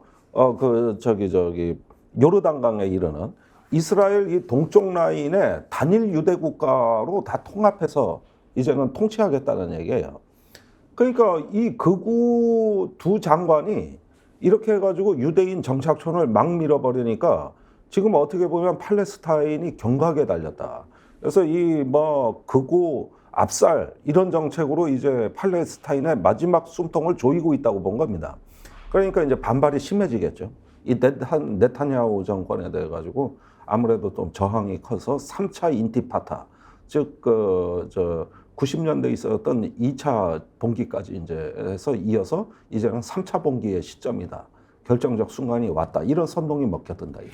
아니 그러니까 전쟁을 할 때는 뭔가 목적이 있을 것 아닙니까? 예를 들어서 지금 우크라이나 전쟁처럼 러시아가 우크라이나 지역의 일부 땅을 차지하려고 하는 욕심이라든지 뭐 이런 게 있을 거고 적대 관계 속에서 그냥 싸우자는 것은 아닐 텐데 하마스가 상대적으로 군사력이 훨씬 강한 이스라엘을 상대로 선제 공격을 했을 때는 뭔가 목적이 있을 것 같은데 그게 궁금하단 말이죠. 일단은 그 중동과 이스라엘을 갈라치기 해서 평화 협상을 좌절시키고 그러면서 그 팔레스타인의 존재를 높이면 아랍 세계는 반응하게 돼 있습니다.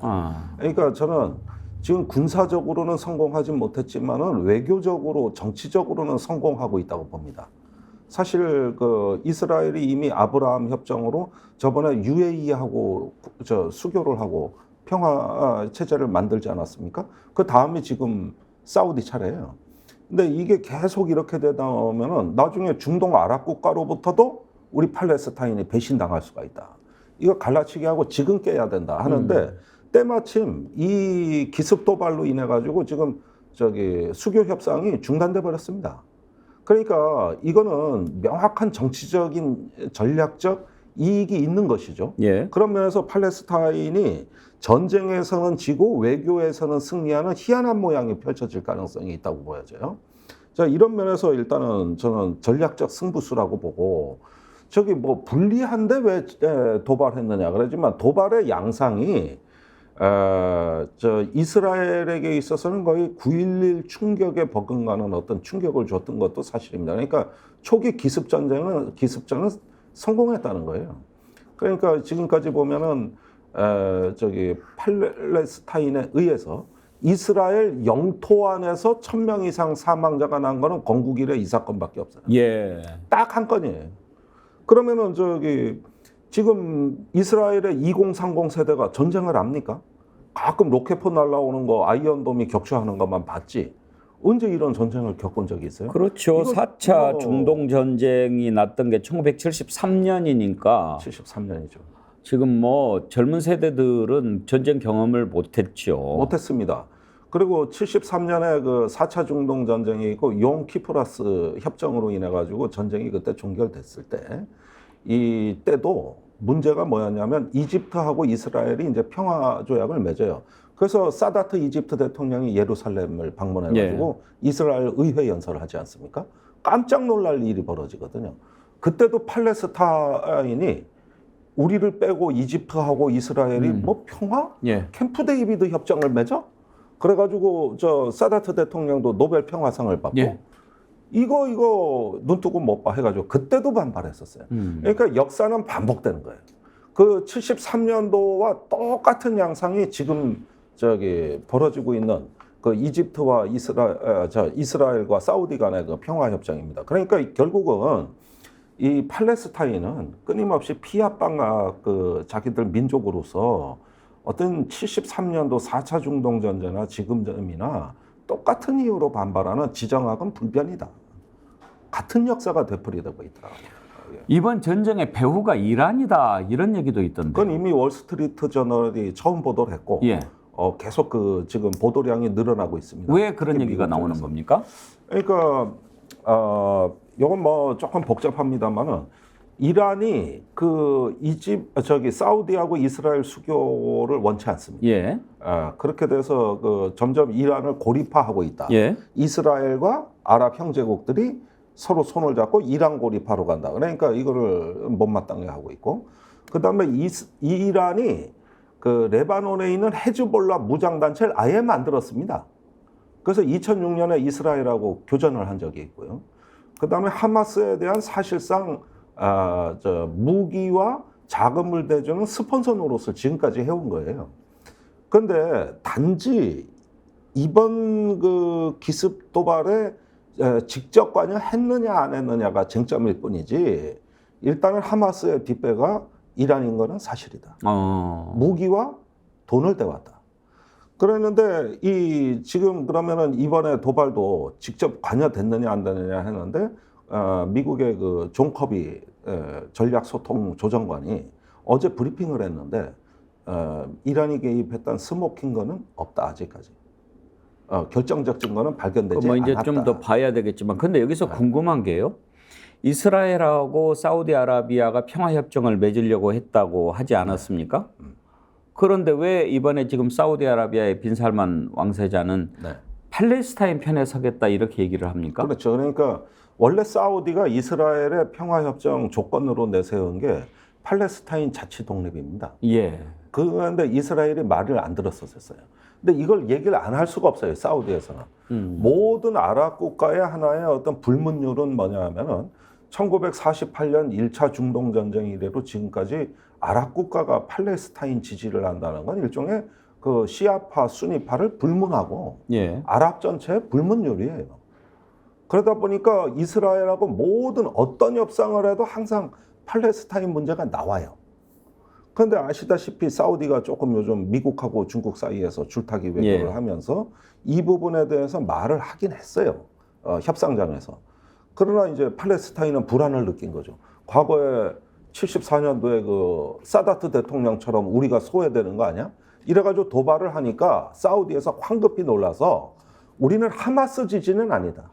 그러나 팔레스타인을 지지한다는 원래 입장을 재확인하겠다 이 얘기입니다. 예. 그러니까 조금 어정쩡하긴 하지만 완곡하게 팔레스타인을 우린 배신하지 않겠다는 그 의사 표시를 한 것이죠. 이렇게 보면 원칙적인 입장을 표명한 것이고 그게 사우디아라비아가 팔레스타인에 갖고 있는 최소한의 원칙이다. 이건 안 깨지네. 그러면 이번 전쟁의 구조나 구도를 봤을 때 이렇게 볼 수 있습니까? 중동의 패권을 놓고 사우디아라비아나 이란이나 이런 나라들이 이스라엘이 패자가 되는 것을 원치 않고 견제하는 차원에서 이루어지고 있는 전쟁이다. 이렇게 볼 수 있습니까? 그러니까 이제 그 이스라엘하고 사우디가 중동의 지역 패권 전쟁을 하는 라이벌 관계는 아니지만 예. 이것은 원래 미국의 그 세력 균형 정책이었거든요.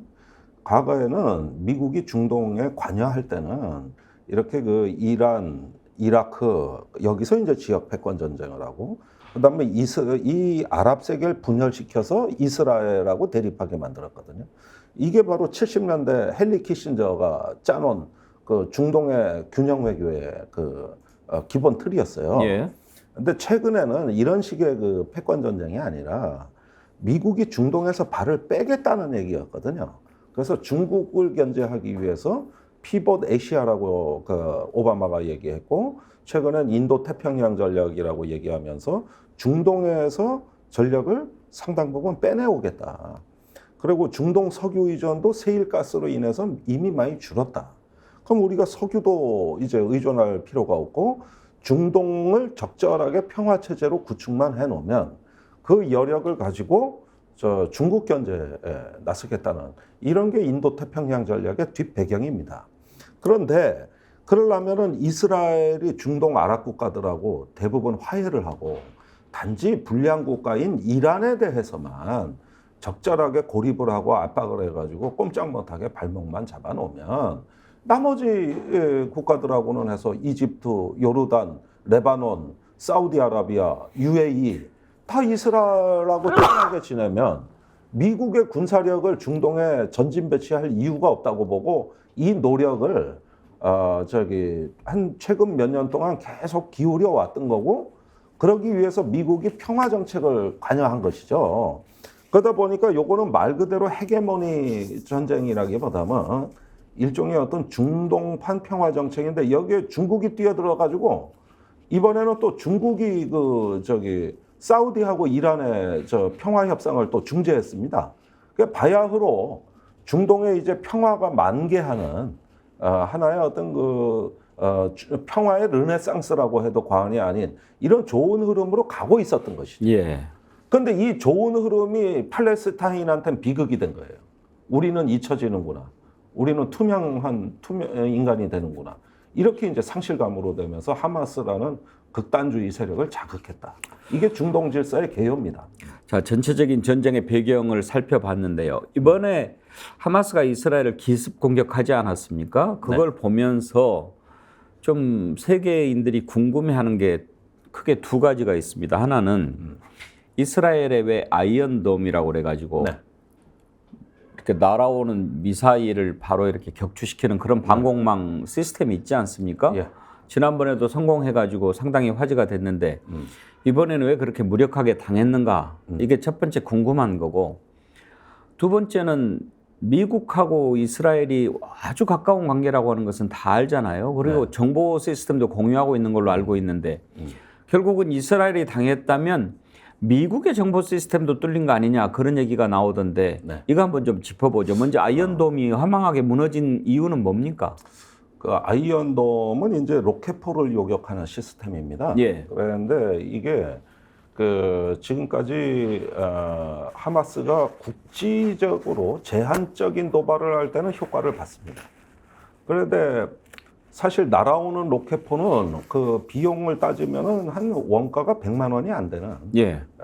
뭐 더 요즘 수제 사제 그 제작 방식으로 하면 수십만 원밖에 안 돼요. 근데 아이언돔은 한 발에 이게 거의 뭐 몇백만 원 된다. 그러니까 날아오는 미사일이 다량일 때는 이 비싼 미사일을 전체를 다 요격하다 보면 이스라엘 국방 예산이 거덜날 거예요. 감당이 안 되는군요. 그래가지고 일단은 비용이 비대칭적이다.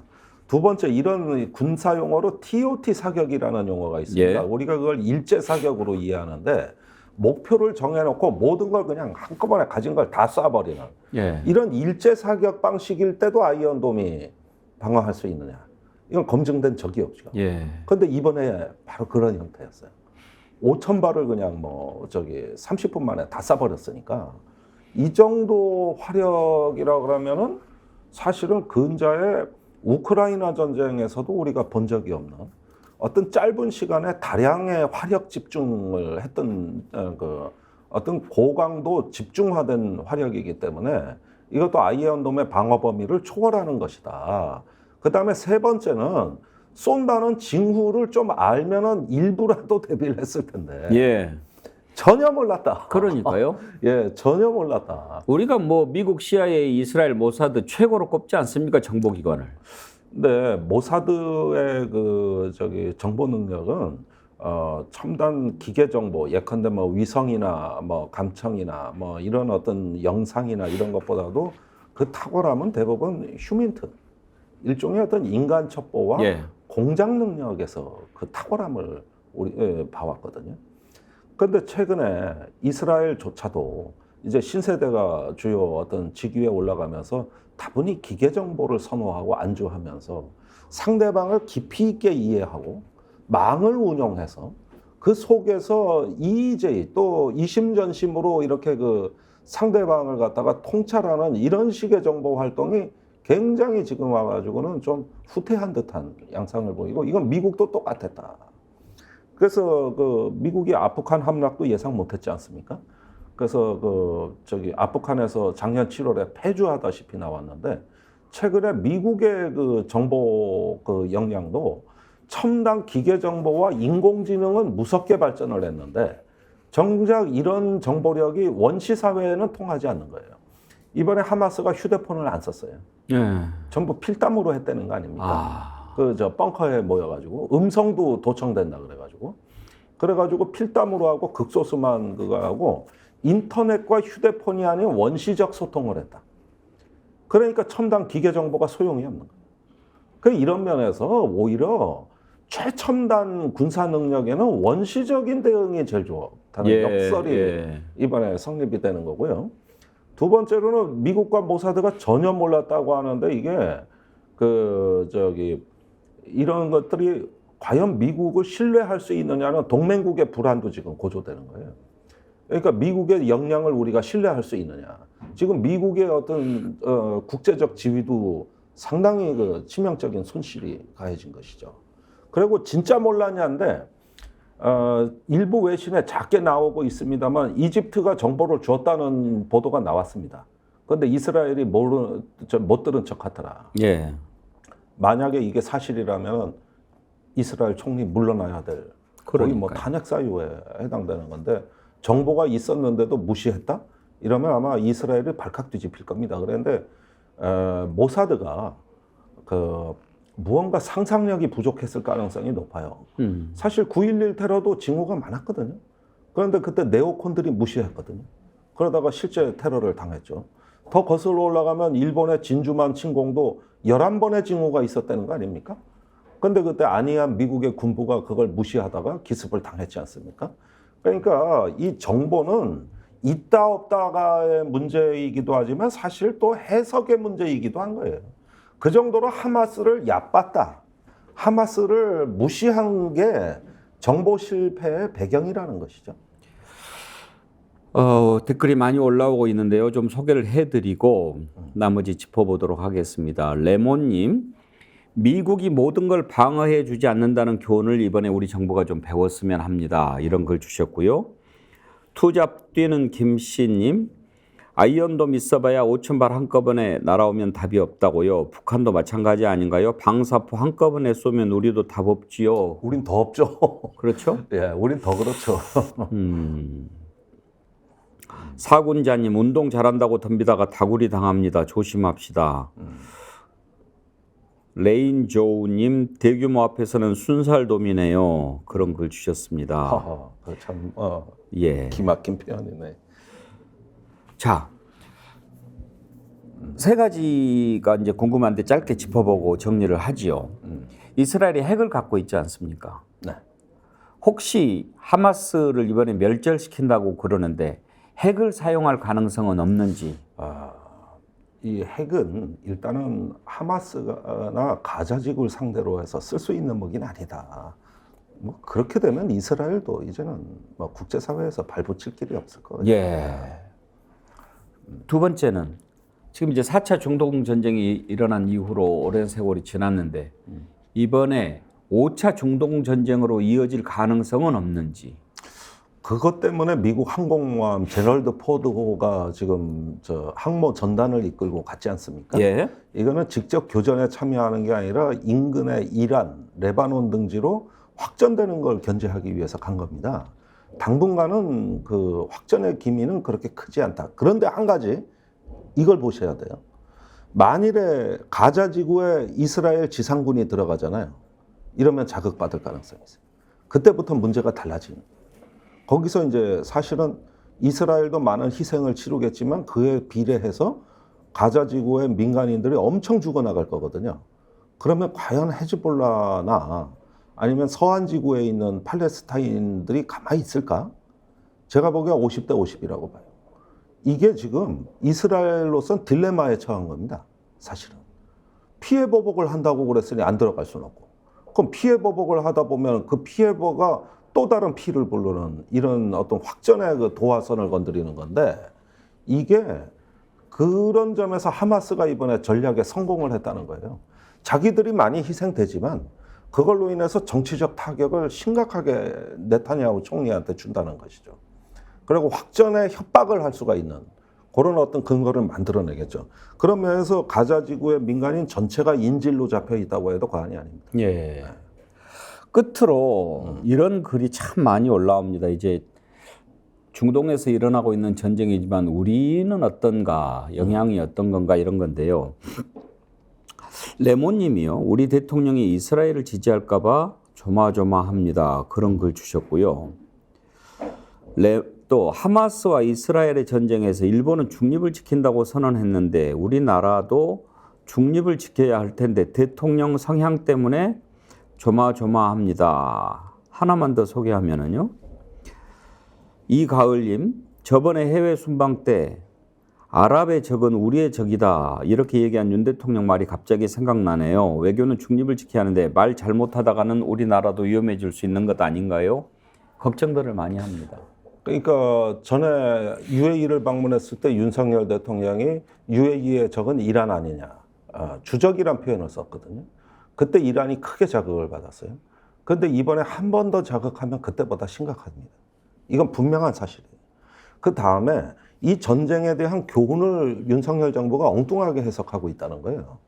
지금 신원식 국방부 장관은 봐라 저기 감시정찰에 실패해가지고 기습당했지 않냐 이스라엘이. 그러니까 남북 군사합의서 빨리 폐지해서 우리 감시정찰 강화하겠다. 드론 날려보내겠다. 이 얘기하고 있거든요. 그러면 우리가 일방적으로 유리해진다. 천만의 말씀이에요. 그건 정말 착각이에요. 북한도 지금 정찰위성을 쏘고 있고 드론을 개발하고 있어요. 북한도 또 우리만 일방적으로 하는 거 그거 착각이고. 두 번째 조선일보식 해석의 황당함인데 예. 그 이스라엘이 하마스에 햇볕 정책하다가 당했다. 이 보도가 나왔는데 그게 뭐냐 하면은 그 하마스 팔레스타인 쪽에 취업 허가권을 수천 장씩 발급해 줬어요. 그러면 이스라엘 땅으로 넘어와서 취업을 해가지고 그 급료가 10배 더 받아요. 그래가 햇볕 정책하다가 이 지경 당했다. 이제 철저히 걸어 잠그고 봉쇄했어야 된다. 이 주장인데 그거는 네타냐후 정부가 팔레스타인에 햇볕 정책을 했다 그러면 참 웃기는 얘기죠, 이게. 팔레스타인한테 가장 강경한 정부, 역사상 역대급 정부가 네타냐후 정부예요. 팔레스타인 아예 압살 정책을 폈는데 그 취업 비자 몇 천장은 그 비자도 아니고 취업증 몇 개는 그야말로 껌값입니다. 진짜 햇볕 정책은 뭐냐면 저기 93년에 체결된 이스라엘 라빈 총리하고 아라파트 피에로 의장이 체결한 2차 오슬로 협정이에요.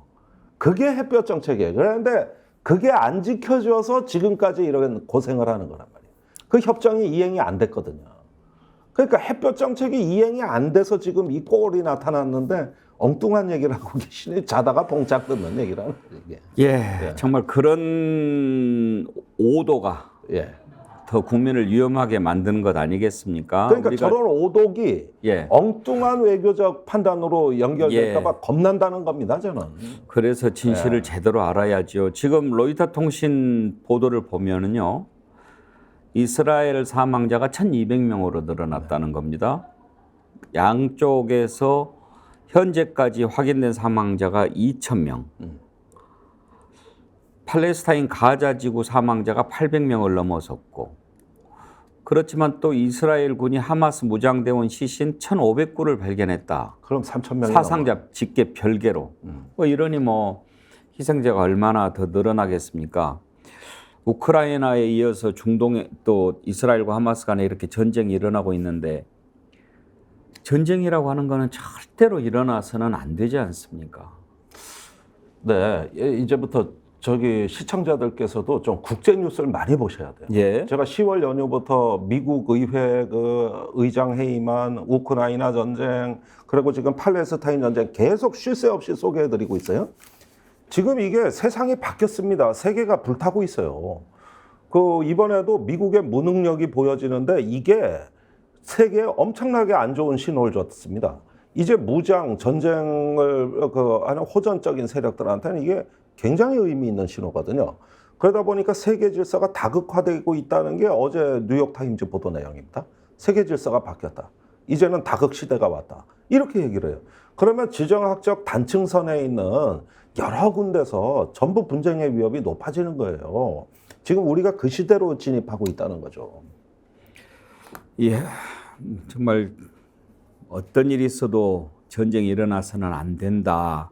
그걸 계속 이야기하는데요. 이런 곳곳에서 처처에서 일어나고 있는 전쟁을 보면서 우리가 어떻게 해야 되는지 좀 생각을 해봐야 할 것 같습니다. 네. 다음 주 월요일 날 우리 김종도 의원 다시 모시고 레이드 할 텐데 그때쯤은 좀 상황이 많이 좋아지면 좋겠네요. 예, 더 나빠지지만 않아도 조금 한숨은 돌립니다. 알겠습니다. 더 나빠질 것 같아서 그게 걱정이죠. 오늘 아주 자세한 말씀 감사합니다. 네. 예, 김종대 의원과 함께 김종대 레이더 진행했습니다. 오늘 함께 해주신 여러분 감사드리고요. 내일은 강서구청장 보궐선거 개표 내용을 가지고 자세히 또 짚어보도록 하겠습니다. 내일 오전 10시 50분 찾아뵙겠습니다. 감사합니다.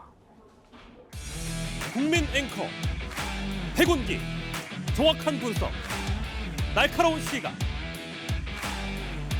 백운기가 하면 다르다.